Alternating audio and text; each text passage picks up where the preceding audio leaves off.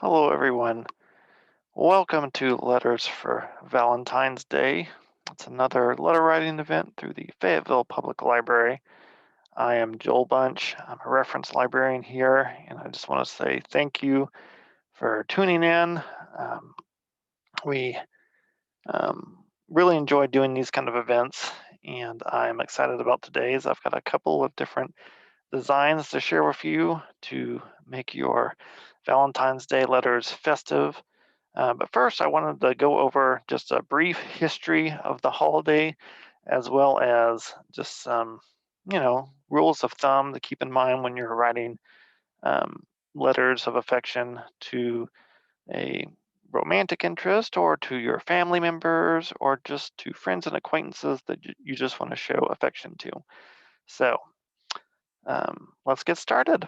So, first off, a brief historical background. I know a lot of folks have heard the idea that Valentine's Day was started by greeting card companies. One of my favorite movies is Eternal Sunshine of the Spotless Mind, and Jim Carrey's character, who is also named Joel, he makes a comment about Valentine's Day being started by greeting card companies to make people feel terrible. It actually has a very long history, and there's a lot of debate around some of the particulars. But according to the History Channel's website, it was started, many believe it started in the early ADs, around maybe 240 or so. And many believe that the Roman uh, Catholic Church kind of appropriated a pagan feast holiday, which has kind of a Latin name that I'm going to have to look up so I don't say it wrong. Uh, Luperci. So it's Luperci, and um, that was a um, that was actually like a pagan group. The holiday itself was called Lupercalia, which is Lupercalia. Anyway, to make it kind of more Christian, the Roman Catholic Church named it after a saint. Now, which Saint Valentine? Who knows? There's about three different um, men around the same kind of time period that it could have been. But basically, they just decided to have like a Christian feast day around, um, middle of February, and it just kind of got started that way. It didn't take on romantic connotations until much later. Um, Looks to be about the 17th, 18th century, and um, the United Kingdom is kind of where that tradition started. Now, today is estimated that Americans, we send about 145 million Valentine's Day cards annually, and that would make it the second largest card sending holiday besides Christmas, of course. So um, I found that to be not surprising at all. Likewise, it's estimated about 85% of those cards are sent by women. Um, Also, not a super shock. Um, Whenever I go to, and it's not always this way, but a lot of times when I go to letter writing events or I attend an event online, um, I am definitely in the minority, which is fine. It's just something I notice. But anyway, that's a short little kind of history um, of the holiday, and wanted to start with that and then kind of move on to kind of what to say. I have been writing letters to my wife for several years, and I always try um, to make her smile in the letter, to share a personal memory, or to communicate in some way, just that she is cherished, that I love her, etc. With not getting into any kind of detail. Um, I did a lot of research when I was preparing this event on the Hallmark um, website, they have a lot of different resources and videos for Valentine's Day and for writing letters. And one of the things that they suggest is, always go for sweet versus sensual. Um, I think a lot of any kind of letter writing starts with who you're writing to. Think about that person a lot before you start actually putting pen to paper. What would they find, moving and meaningful? You know your audience. You know, hopefully, if this person is going to respond to humor, if they would, prefer something, um, you know, more sensual. Um, you also know yourself. Are you a poet? If you aren't, maybe not go that route. I don't really do any of that myself, so I typically don't add it to any of my letters when I write to my wife. Maybe you are. Maybe you do want to include poetry, or you have a poem by a well-known poet that you know that the person you're writing to really um, enjoys, or you find one that you think will resonate with this person, include it. Um, but if you know that that's just not your thing, or if you know that your person isn't really into poetry, leave it out. Um, Also, I did some research in a book that we have in the catalog called The Art of the Personal Letter by Margaret Shepherd. It's in the 800 section. Really great book. Um, in our Christmas card workshop, I mentioned this book as well. And I believe it is chapter 10. She has a whole chapter on love letters. And I don't necessarily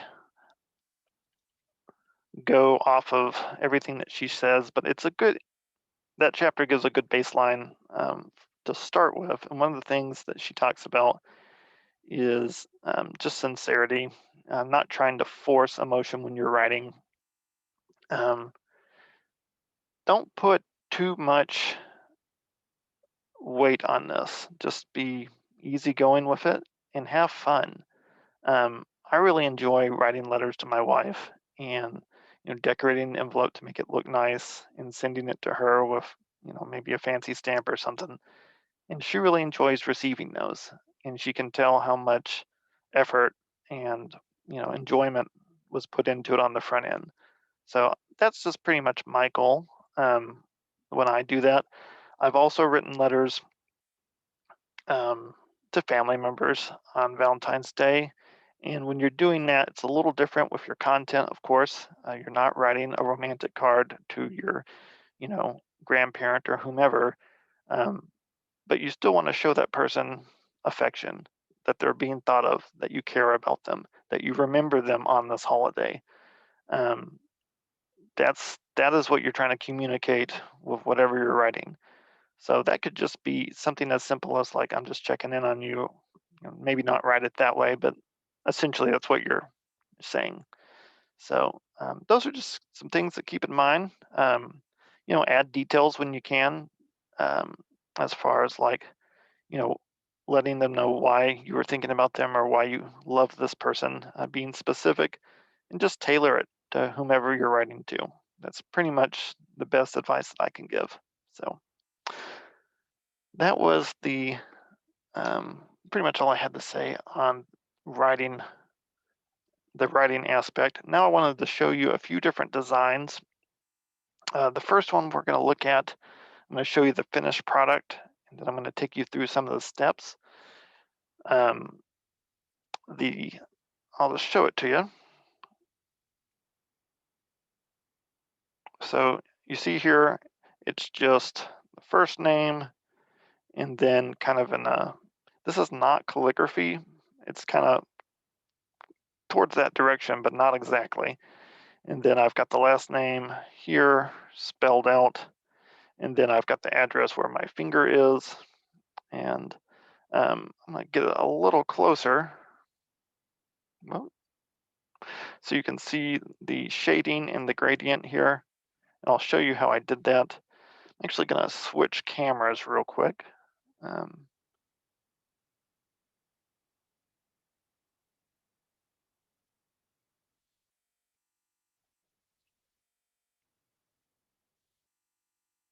So this is actually a design called Ombre Lettering. That's Ombre. And essentially what that is you're taking three different colors and you're kind of blending them. So as you can tell in the center of the colored parts, it's kind of lighter, and as you get to the edges, it gets darker. And I'll show you how to do that. You can also tell there's a little bit of a sheen or a shine um, on part of it that kind of makes it pop out a little bit. I'm going to go over that here in a second. So that's what the finished product looks like. And kind of first things first, I'm going to show you in pencil, because I always start in pencil, kind of what I am doing. So first, I'm just going to start at the edge on the left-hand side of the envelope and lightly, this isn't going to be perfect, but I'm just lightly going to write the first name.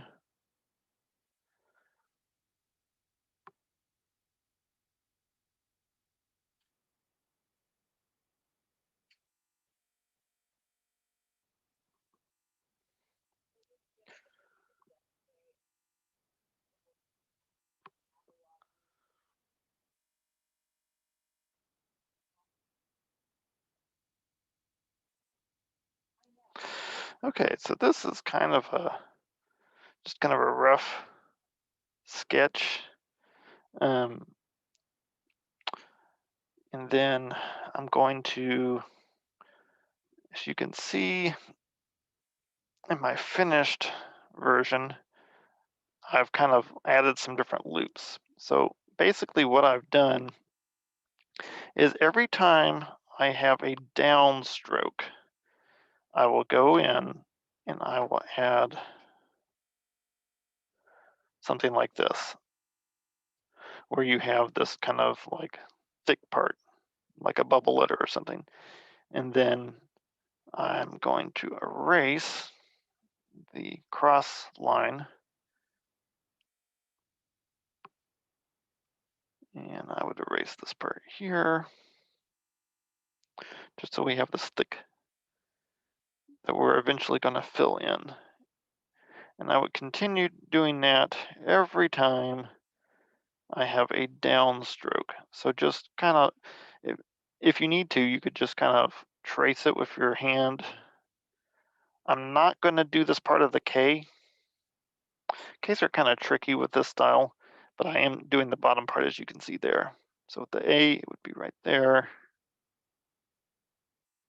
And there on the T, again, that's where the downstroke is. I would clean this up a little bit.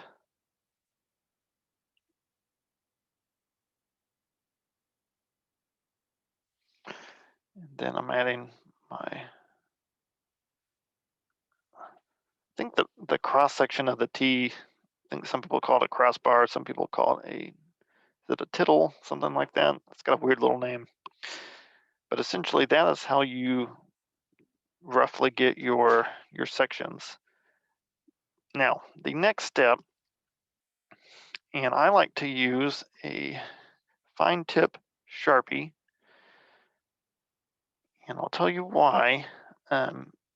Besides, having a fine point that makes it easier for me to do this kind of line work, after I finish tracing all of this, which I'm not going to trace the whole thing,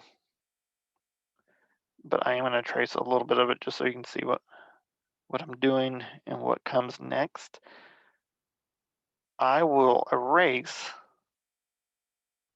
all my stray pencil lines, because you can see, well, it's a little harder with this view, but um, I didn't trace it exactly where you can't see any pencil, and I want it to be clean, so I am going to take a white eraser, and I am just going to do a light, I'm not going to do real hard, but I'm going to do a light erase. And the Sharpie fine tip is really good about not smearing. You may also be able to tell I am left-handed. So I look for pens anyway that aren't going to smear because it is a occupational hazard being left-handed. You smear pretty much most of what you write. So that is how you do the initial part where you're writing in cursive. It's not exactly calligraphy, but I mean it's similar. Um, I'll go to this long kind of arch here is where I would put the last name, and I just write it in all caps, and I put little dots in between it just for stylistic flourish. And so this, you know yourself, if you're a perfectionist like I tend to be, this is a little on the sloppy side, but I'm just trying to do this kind of quickly so you'll see the basic gist. I kind of angle my address underneath, which I'm going to switch out to a closer finished product. And I'm going to show you this address because this is actually the address for the library, so I don't mind you seeing that. But all I did was just kind of arch it as well, just to kind of keep it consistent with the line itself. As you can tell, my line work isn't perfect. If you want to use like a curved kind of edge to go off of, you can. I didn't, I just did it freehand. But I wanted you to see a closer to finished product because I'm going to show you how I do the coloring inside of our thicker parts. So I am using some colored pencils for this, made by the Prism company. I like these colored pencils a lot. I think they're really good. If you wanted, just, I'm sure the ones I used as a kid, this is the Crayola brand, those would work fine too, but Prisms are what I use now, and they're pretty good. So I chose 3 colors that are similar to each other. So since it's Valentine's Day, I chose kind of like a violet, kind of a darker red, and a pink. So you can do this with any kind of color combination. You're just going to want a dark color, a kind of medium darkness color, and then a lighter color. And you'll start at the edges with your darker color. So the further we get to the edge, the harder and the darker the coloring. So the harder I'm pressing. And as I get closer in, I am lightening up. I'm trying to make it kind of a fade. And I will not go all the way to the center for this darker color.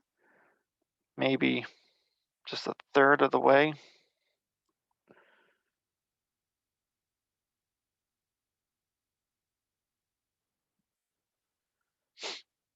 Same at the bottom. Made that fairly dark at the end. And as I'm moving up, I'm just making it lighter.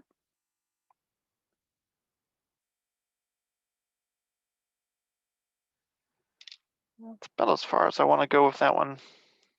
Now I use my next to darkest color, and I'm going to kind of start where it got lighter. And I'm going to move the color down. Same deal, as I get further to the center, I am going to make this lighter.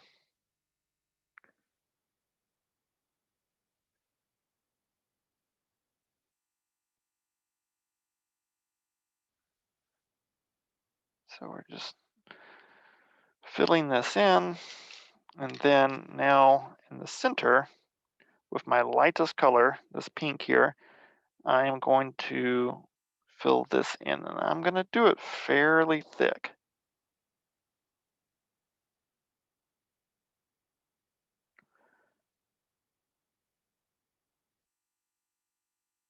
Since it is the lighter of the colors that I'm using. So, and you can go fairly high up with this one. You're just trying to make sure everything is filled in. So that is pretty much it. as far as the coloring goes. Now, I mentioned that there was, on this one, the finished product, you see there's kind of a sheen there. It kind of makes it, man, there we go. You can see some shiny bits. What that is, I'm using a Glaze Invisible Ink, I think is what it's called. So basically, this is just like a gloss. And Glaze and Jelly Roll are two good gel pens to look for doing this kind of artwork. I'm going to use a couple more in our next design, but for this one, I'm using the invisible color. And basically what I'm doing on just the downstrokes. So remember we were doing this kind of cursive where every time I went down, I added this extra line too. So for these downstrokes now, I am going to just outline those. Not going to fill anything in, I'm just doing the outline.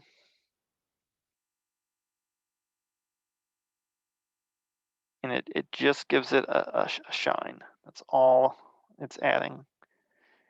And it's really good about not, I mean, I'm not drawing into my color, but it's good about not smearing either. So just my downstrokes.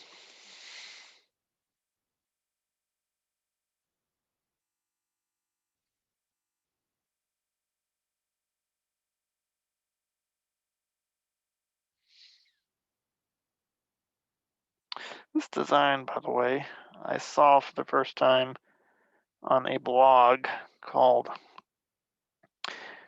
The Postman's Knock. It's a woman out of Colorado. I did not write her name down, I apologize. She's very, very talented. She is a calligrapher. And she has some pretty good tutorials. A lot of them are just kind of like pictures. I haven't watched, I don't know if she does videos. She may, but I haven't watched any of them. But she'll give you a rough idea of what she's doing. And that's kind of what I adapted this from. So um, this here is pretty much the finished product. I would put my address on the back so I can just have this, just a clean design, and then I'll put my stamp here. Now, while we're on the subject of stamps, I have learned that when you are doing anything, any kind of design where your address might not be in the traditional like angle or space where an address would go, it is no longer able to be processed through a machine. An actual physical person is going to have to, hand process it. That is why I'm using this non-machine readable. That's what that little tiny print says there. It says non-machinable surcharge. It's, I believe 70 cents at this juncture, although I think they may have just raised it. I'm using a forever stamp, of course. I'm gonna switch my video back real quick. But I do that just in case there's trouble. Maybe they still run that through a machine. It's not at a super like steep angle. I just wouldn't want you to spend all this time working on a design and then have your letter get sent back to you. That's always a bummer. Just a moment. I'm actually gonna double check that real quick.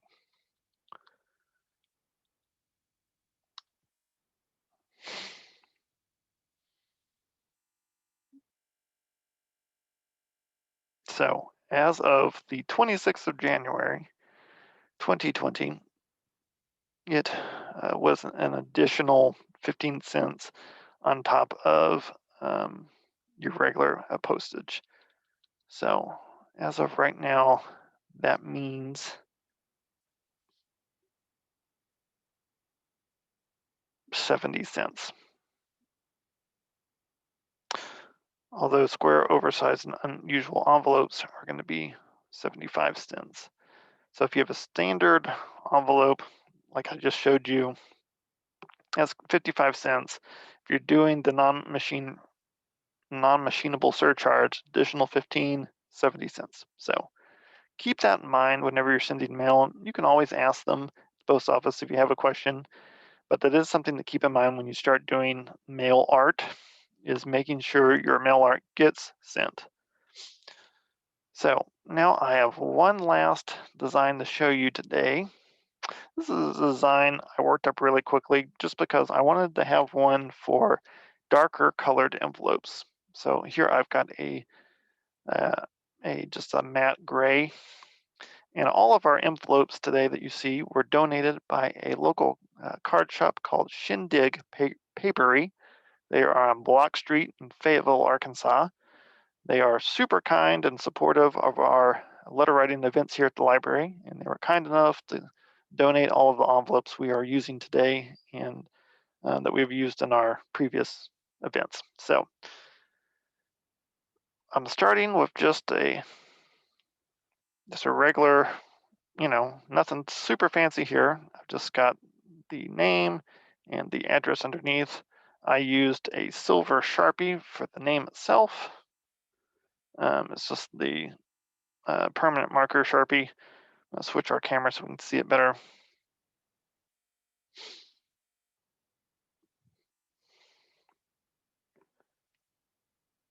So we've got the silver Sharpie. I really like using that for darker colored envelopes.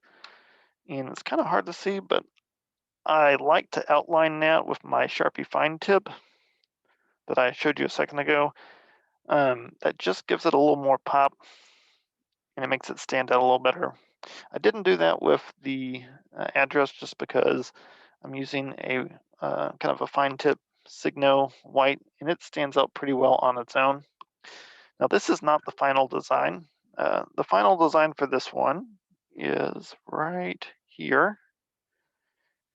And this design I would reserve for only romantic interest. I would not send this to just like a family member or an acquaintance.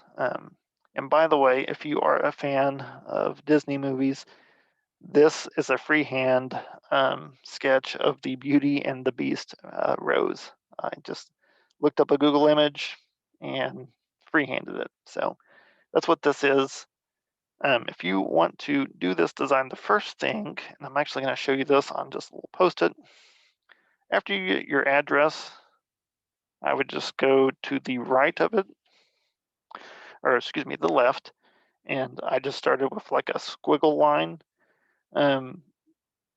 It's your personal preference. I kind of went with just basically an S that I kind of flattened out. It's really hard to see on this envelope, which is why I wanted to show you on the post-it. But once I did that, then I drew my rose on top of it. And I just went by freehand with a pencil. And then I did my my outline with my black Sharpie. Now, for the color, which is what I wanted to actually do live, as it were, partially, I am using a Jelly Roll Metallic. It's similar to the Glaze, it's just a different brand, but it's a gel pen. It has really, really beautiful colors, and it's easy just to kind of fill in. I think it looks really good on darker paper. So basically, I drew all my different petals, outlined them with my fine tip Sharpie, and then I'm filling in with the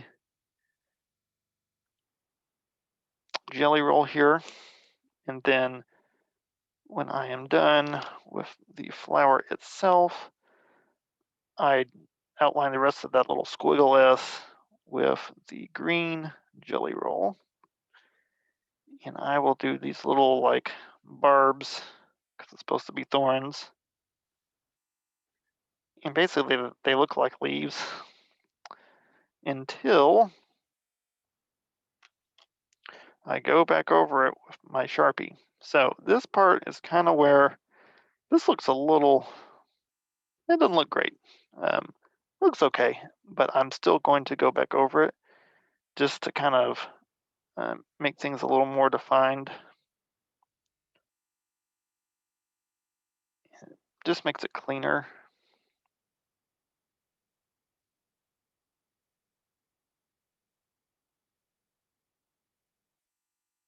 I'm also doing this a little quicker for the video, of course.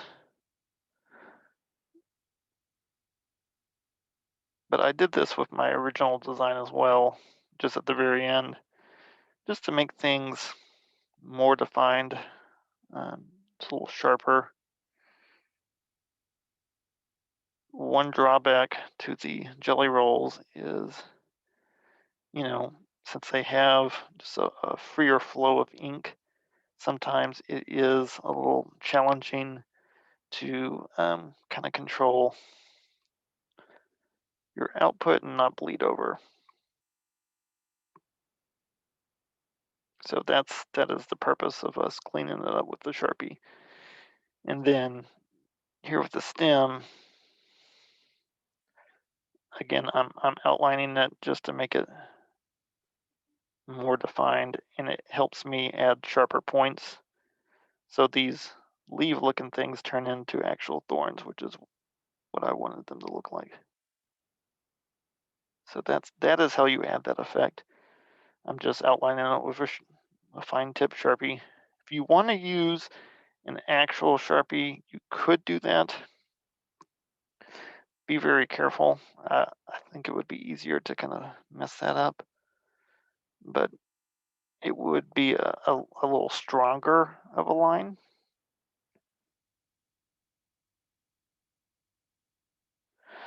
Okay, so that's pretty much the gist of this design. And it did not, from start to finish, it did not take me very long. Mainly a freehand sketch, but I would just slap my regular first-rate postage stamp on, and I'm good. So I just wanted to give you another design idea. Again, our main one was the ombre lettering, which I really like this design a lot. And you can use it with all sorts of different colors. So I mean, this is something that you could do year round if you wanted to. And I am confident that when my wife receives this letter, it's going to be eye catching, and I think she'll like it a lot. So that is it for the designs for today's presentation.